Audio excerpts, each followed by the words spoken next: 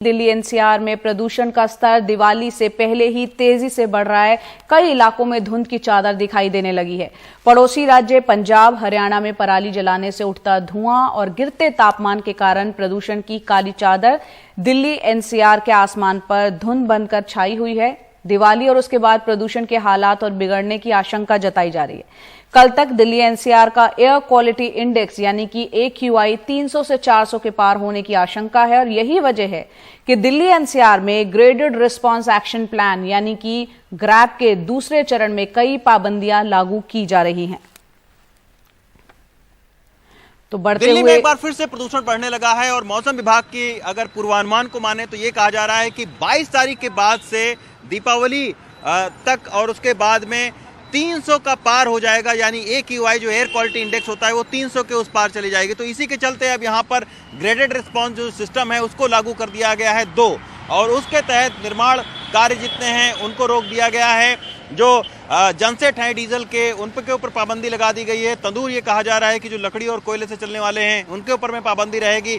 ये भी कहा गया है कि जो पार्किंग का शुल्क है उसको बढ़ाया जाए और मेट्रो का जो फेरे हैं उसको ज़्यादा किए जाएं ताकि लोग गाड़ी लेकर ना आ पाएँ। हालांकि CNG के रेट आप देख सकते हैं कि लगातार बढ़ रहे हैं। जो पहले ये कहा जाता था कि ग्रीन फ्यूल है, इसको इससे गाड़ी चलाना चाहिए लोगों को, इसके भी रेट अब हाई हो रहे हैं और लगभग डीजल और पेट्रोल के बराबर हो गए हैं।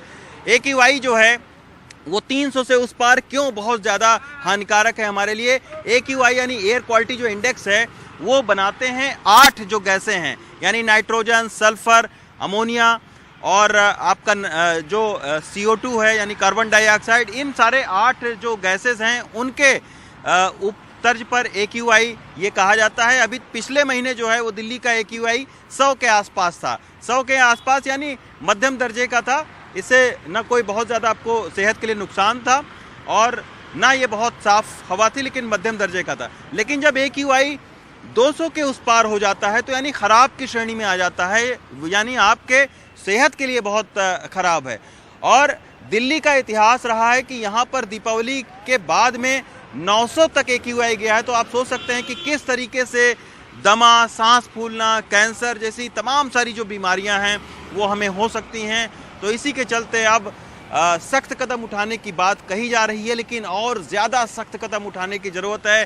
ख़ास तौर पर जो पराली जलती है, जो हम दिल्ली से सटे हुए इलाके हैं, जो औद्योगिक इलाके हैं, यहाँ पर देखते हैं कि रात को फैक्ट्रियाँ चल जाती हैं और सुबह जब आप उठते हैं तो चारों तरफ धुंध दिखता है। पटाखे पर पहले ही बैन हो चुका है। दिल्ली सरकार ने यह भी कहा है कि अगर पटाखा जलाता कोई पाएगा तो उसके ऊपर जुर्माना लगेगा, उसको सजा भी हो सकती है।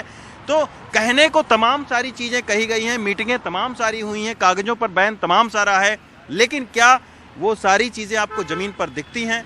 ये हमारे और आपके लिए भी एक बड़ा सवाल है। दिल्ली से प्रेम सिंह के साथ रवीश रंजन शुक्ला, NDTV इंडिया। तो कई बड़े सवाल यहाँ पर रवीश रंजन शुक्ला पूछ रहे हैं। बहरहाल आगे बढ़ते हैं। प्रदूषण के मद्देनजर ग्रेडेड रिस्पांस सिस्टम 2 यहाँ पर लागू हुआ है। कई पाबंदियां जैसा कि आपने सुना रवीश ने बताई लगी हैं। दिल्ली से जो बीजेपी के सांसद है मनोज तिवारी, उन्होंने एक अखबार की खबर को टैग करते हुए एक ट्वीट किया है। वो ट्वीट हम आपको दिखाते हैं। उसमें उन्होंने लिखा है कि Arvind Kejriwal ji, please wake up, I have been raising this issue again and again. मैं इस मुद्दे को बार बार उठाता रहा हूं। जनता की सांसों के दुश्मन ना बनो, तत्काल पंजाब का दौरा करो और उन्हें निर्देश दो। Delhi wants to breathe clean air, Delhi चाहती है साफ हवा। पराली ऑन और दिवाली में एक दिन बजने वाले पटाखे ऑफ। गजब का गवर्नेंस मॉडल है आपका। तो ये ट्वीट किया है एक अखबार की खबर को टैग करते हुए मनोज तिवारी ने।